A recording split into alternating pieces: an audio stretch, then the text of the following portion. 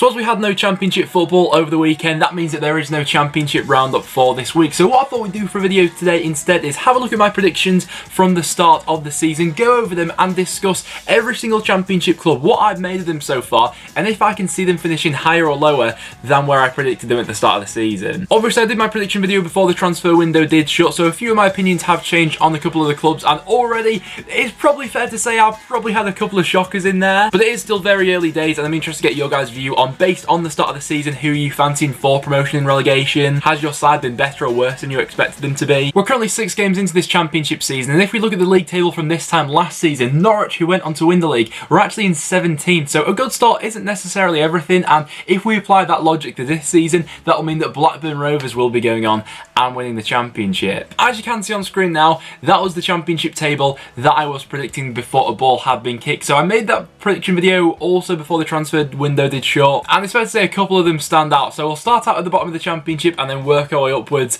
as to what I've made of each team so far. So starting out with Charlton, who I had predicted to finish rock bottom of the table. When I made that prediction, their squad, in my view at least, was still looking a little bit thin. They did quite a bit of business towards the end of the transfer window, and they've started out absolutely excellently. I think in terms of efficiency going forward, they've been one of the best sides so far. They're currently sat second in the table after 4 wins and 2 draws. People have made the step up to championship football effortlessly, the likes of Lyle Taylor, Johnny Williams being back at this level, Tom Lockyer and Pierce being at the back. So I will say that Charlton will finish higher than 24th this season. I don't think they'll be able to keep hold of the momentum that they started the season out with, but I think they will be much better than 24th. Wigan Athletic, I'm going to leave them in that 23rd position at the moment. I'd say I'm fairly happy with that prediction with how Wigan have started the season. I think that Paul Cook is a manager who's going to be coming under increasing pressure if results don't pick up after this international break. I think that the goalless draw they had against Barnsley, the performance was a little bit better, but the results just haven't been coming for them so far this season. They're yet to win since the opening day when they beat Cardiff. Performances against Preston and QPR in the second half especially just haven't been good enough from Wigan so far, and despite some of the promising signs that they have made, things just haven't quite clicked for them so far. As my last side to get relegated, I had put Millwall in there, but for how they've started the season, I don't think that will be the case anymore. I think that the summer recruitment that they did, all new signings have bedded in quite well so far actually. They actually had quite a tough start to the season as well with some of the fixtures they had in there. So far this season they've won 2, drawn 3 and lost 1, and I think that in the majority of those games they've shown their resilience. I think they offer a lot more going forward than they did last season as well. I probably jumped the gun a little bit with saying they'd get relegated. Luton Town in 21st, I'm going to leave there in that prediction at the moment. I'm fairly happy with that. They won their last 2 games before the international break, and they're actually the only side in the championship this far in who've got into double figures for both goals scored and goals conceded. So a lot of the stuff we were saying about Luton at the start of the season has come to be true. You know, they look good going forward and they're a little bit dodgy at the back. Cornick and Collins have started the season out well, scoring 5 goals between them so far, and that result they picked up against Barnsley really has seemed to be a springboard for their season. I then had QPR in 20th. They're another side who I can see finishing higher than where I originally had them predicted. I think that my main concern with QPR was that there'd be maybe a little bit of a lack of goals. Obviously they brought in John Hugel, who hadn't had the best time with Borough last season, but he seems to have really fit in the QPR so far. They re-signed Naki Walls, a striker who I've always quite liked the look of, gives them a little bit of a different option going forward. In midfield they got goals from a lot of areas, and with this new philosophy under Mark Warburton, they tend to create a lot of chances per game as well. I think defensively there could still be a few question marks. They were a little bit dodgy in the game they had against Bristol City, but on the whole they played some good football so far, and I think will be higher than 20th. And then we have Barnsley, the first side who I'm going to say will probably finish lower than where I initially had them to be predicted. Now with Barnsley it could be a case of bedding in a lot of the new players that they've got there. May take a bit of time, and you know, who knows, after the international break they could really hit the ground running and a lot of people could snap into place. They're yet to win since the opening day of the season when they did beat Fulham, and yet to really sort of replicate that performance. I think especially in some of the away games they've had against the likes of Sheffield Wednesday and Birmingham, losing both those games by 2-0. They've only scored 4 goals so far this season, so when you're averaging less than a goal per game, you know you're never really in the greatest of positions. I still do think there is promise with that Barnsley squad, but for the time being I'll probably say they'll finish a little bit lower than that. And then we get to Birmingham, who I had predicted to finish in 18th. Now for them, I'm really not sure which way they're going to go this season, because in terms of getting points on the board, it's not been a bad start at all from Birmingham. They're currently sat 9th in the table after 3 wins, 1 draw and 2 losses. But if you look at Birmingham in a little bit more detail, you look at some of the performances they've had so far, they've not necessarily been the most convincing, and there is maybe a bit of an argument to be made that they've got a little bit lucky in some of those matches. You know, on the opening day against Brentford, they beat them by having 1 shot on goal in the entire 90 minutes. Against Stoke, they got through that game, but it wasn't the most convincing. Results have been decent, performances haven't quite been there so far, although Although, saying that, the game they had against Bristol City, they were playing some decent football at times. So, with Birmingham, I'm really not sure what to make of them. Birmingham fans, let me know down below what you made to the start of the season. Reading in 17th, I'm going to say we'll finish a little bit higher than that. They're currently 16th in the table, and they've had some, quite up and down performances this far into this season. But in terms of their recruitment, I think that when it does finally click for Reading, they do have a serious side, which I think is capable of a much better finish than last season. I think when they do have an idea, and I think when everyone is 100% fit and they've got an idea of their best 11, they could go on a decent run for this season. Obviously, their results have been a little bit up and down. They beat Cardiff, drew with West Brom, they then beat Huddersfield and then lost to Charlton. But I think they're capable of finishing a little bit higher than I originally thought. Hull City is another tough one. I had them predicted in 16th originally. I'm going to say they might finish a little bit lower than that under Grant McCann this season. The thing with Hull is I think that results haven't necessarily gone their way so far this season. They've only won one match so far. But in terms of looking at their performances, I think they got a little bit unlucky in some of those games so far. They've had a couple of draws where on another day they would have been wins. I do think that eventually Grant McCann will get things right with this whole squad and they will start moving in the right direction. The reason I'm going to say they'll finish a little bit lower is because I've probably seen a bit more from some of the sides who I originally predicted them to finish below them, who I think may go on to have a bit of a better season. Sheffield Wednesday coming in after that. Now, I'm going to say they're going to finish a little bit higher just because I like the appointment of Gary Monk. Sheffield Wednesday fans, let me know down below what you make of this one. It's been quite a long time coming. They've been in the market for a new manager for quite a while now, but Gary Monk is the now newly appointed manager. So far this season, if we're talking about Wednesday, they've had a bit of an indifferent start to the season, winning 3 and losing 3.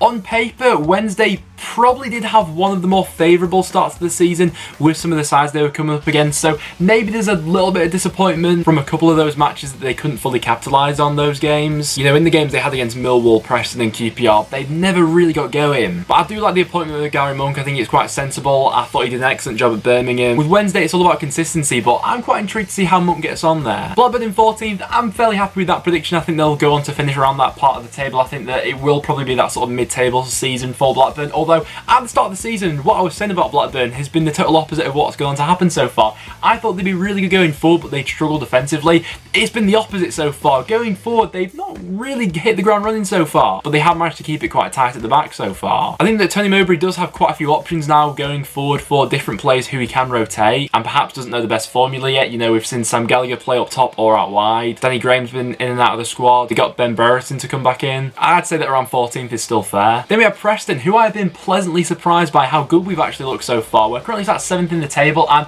already we've had some injuries accumulated. I'm hoping that after this international break, we'll have quite a few people returning into the squad. In our last game, a 1-1 draw with Nottingham Forest, we were playing with Alan Brown at right back, a right back at left back, and we were playing without a striker with all the injuries we've already got. That seems to be a regular occurrence for North End, but so far, I've got to say, our performance has been quite good on the whole. At home especially, scoring goals hasn't been an issue for us. Only Swansea have scored more goals than Preston have so far this season in the Championship. And what I do like about North End so far this season is that we've been tactically flexible. We saw us beat Stoke 3-1 in midweek, and then we completely changed the shape up for the game at the weekend against Sheffield Wednesday and then beat them by 2-1. So Alex Neil has shown that we are capable of playing in different ways so far this season, and I think that'll serve as well. I do think we'll finish a little bit higher than 13th. I don't think we've got enough to hang in there with the top 6 because eventually I think that injuries will hurt us, but it's been a promising start for us. Middlesbrough, I'm going to say we'll finish a little bit lower than I originally predicted, although I don't think they'll finish all too much lower than that. They're currently 18th in the Championship, but from watching some Borough games so far this season, I think that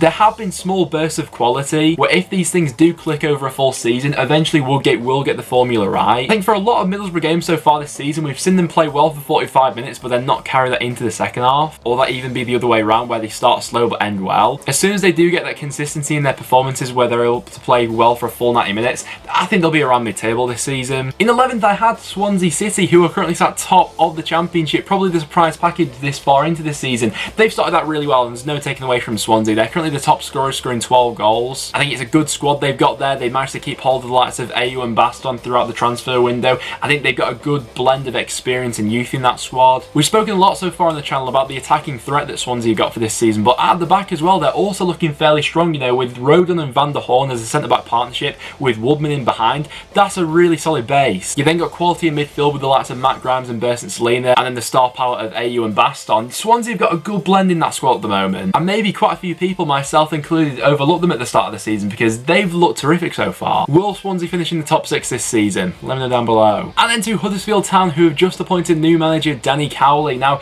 he's got quite a big job in his hands walking into this squad, who is currently sat second bottom of the Championship. So far this season, Huddersfield have been less than convincing. They've only scored 3 goals from open play, and performances on the whole have been very shoddy, but I do think there is a bit of optimism with Danny Cowley coming into the squad with how well he did at Lincoln. I'm glad to see he's been given the opportunity, although I don't think it will be an instant fix where a new manager is going to walk in through the door and he'll be able to fix all of Huddersfield's problems. I think that a lot of what has gone wrong at Huddersfield so far this season has been a hangover from last season. You know, sacking Jan Siewert so early on into the season. On paper, I don't think they have a bad squad, but people's performance levels just aren't what they used to be. A prime example of that would be someone like Alex Pritchard, who just doesn't seem to be the same player who we saw last time in the Championship while he was with Norwich. If he can get a song out of some of these players, then there is potential for Huddersfield to go and do a lot better than how they've started this season, but for me, predicting them to finish in 10th, I think they will be lower than that. Derby's another one who I had in 9th. I'm gonna say will be a little bit lower than that. They've not really started the season out very well under Philip Cocu. They've only won 1 match so far and are currently sat in 19th, although I do think they will turn results around because that squad, it's been there before. It's used to challenging for the top 6, and they do have quite a lot of experienced heads in there. You just feel as if there's a couple of players missing for this season for Derby. They are really lacking the likes of Harry Wilson and Mason Mount from last season. I'm interested to see what impact Wayne Rooney has on the squad when he joins them up in January, but from what I've seen so far with Derby and with that sort of lack of creativity or spark going forward,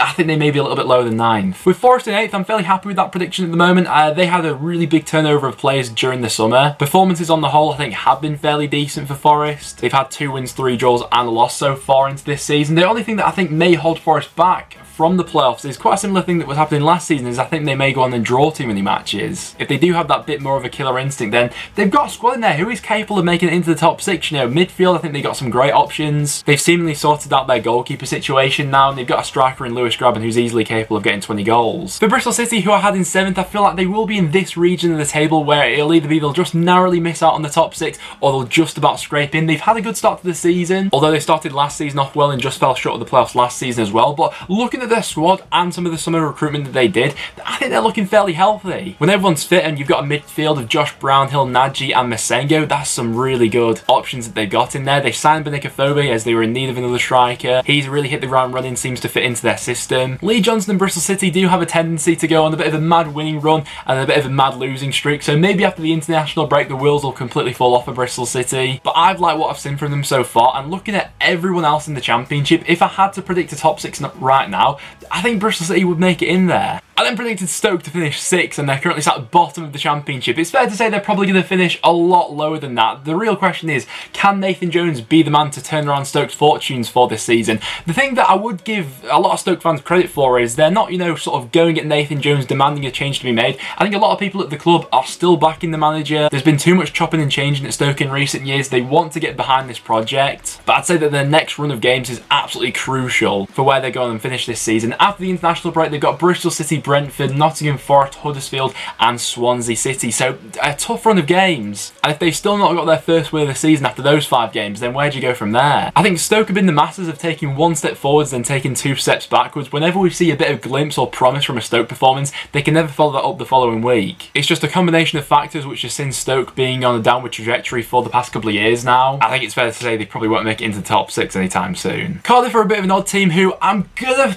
go with my gut feeling and say that I'll still stick with them just making it into the playoffs this season. From what I've seen of them so far, they've not really been that convinced. I think in a lot of instances actually there's not really been that much quality, especially going forward. They've looked a little bit lethargic at times, and even defensively I think they've looked a bit shoddy as well. But I've still got that gut feeling under Neil Warnock with the way they like to play. Over a full season I think they will grind out results, a little bit like Middlesbrough did under Tony Pulis when they made it into the playoffs. It wasn't great to watch at times, but I think that results will slowly start to pick up for Cardiff, and momentum will continue to grow for them throughout the season. If someone like Glatzel can hit a few goals, Murphy's probably been their best forward option so far into the season, and they'll be hoping they can sort out the defence. Brentford on the other side, who are probably going to be a little bit lower than where I predicted them to finish. I had them in 4th. I thought that scoring goals, they've not really been scoring that many so far this season, although they have been creating a lot of chances. We are seeing the absence of someone like Neil Maupay being a clinical finisher for them. Obviously, they've been playing with Ollie Watkins in that number 9 role so far this season, and although he has bagged a few goals for Brentford, it is hard to step into the shoes of Maupay.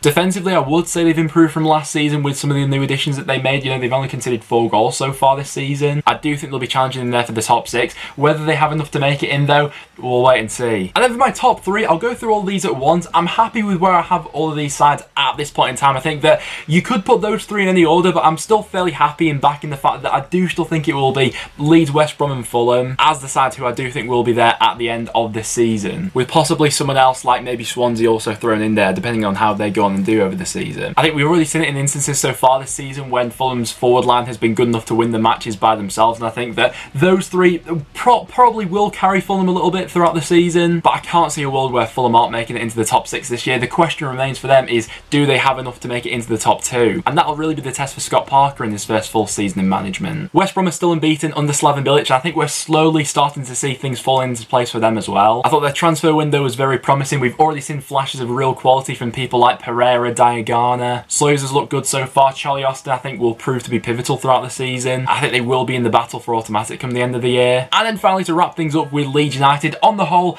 I have really liked the look of Leeds so far this season. In terms of expected goals and creating chances, I think they're the best in the league by quite a margin actually. The only thing that comes back to shoot them in the foot a little bit is they can be a little bit wasteful in front of goal sometimes. You know, we perhaps saw that in the game they had against Swansea City where, let's be real, they probably were a little bit unlucky to lose that game. They've got quality all throughout that squad. I think that Bielsa's been able to take some, not average players, but I think he's been able to take a lot of that Leeds squad to a whole new level from where they were a couple of years ago. Injuries could also be something that plays a part in their season and perhaps could throw them off, but at the moment I'd still see them as the most complete side in the league. But as you can see on screen now guys, there were my championship predictions from the start of the season, and those were some of the adjustments I would make given how some of the sides have started. So let me know in the comments down below, who have you been impressed with so far this season? Has your side been as good as you thought they'd be, or do you think a couple of changes need to be made? But apart from that guys, that will now wrap it up for this video. So if you did go on to enjoy, make sure you leave a like. It is always massively appreciated. Make sure you subscribe for a bit of regular championship content. But apart from that, thank you very much for watching, and I'll see you all in the next one.